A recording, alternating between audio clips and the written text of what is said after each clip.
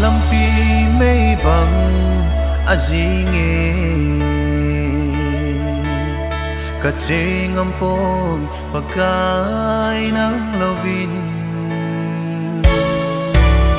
lemnan kanung kama ay kimvele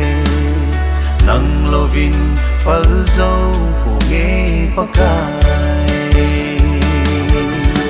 Israel bangin ay pisingin Abram bangin ako singing ting Zob bangin kataasan na naipatin zingin pagkay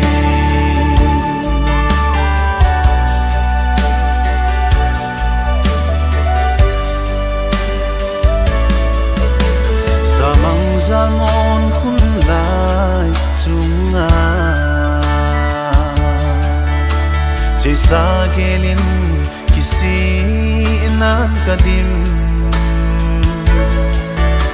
Tunbang nagam kahin ngay tayo pagkay Lunghayin nako kahin geltay Israel bangin ay pisingin Abram bangin nako singing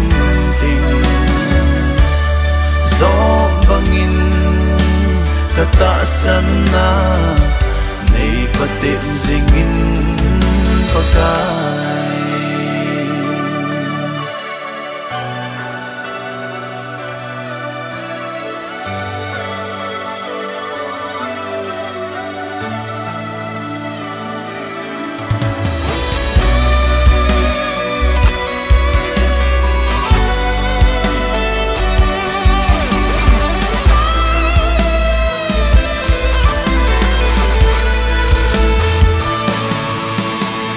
Sa bangkahin ko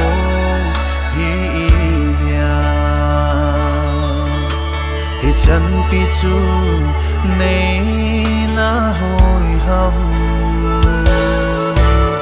Tunin ng makahin beltay nay sango Nay puyin na day nalampiya Israel bangin ay pisingin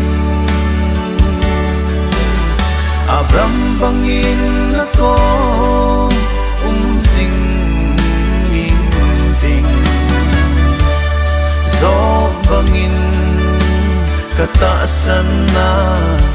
naipatin zingin pagkay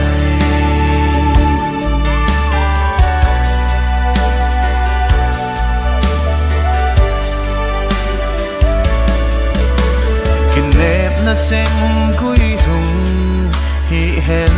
lang Go ngay cheng to hi hen ing kating Mi te musit na le pampay chang zong leng Pagkay na lampi katheng za tay Israel bangin ay pisingin Abram bangin ako singing ting Zob bangin kataasan na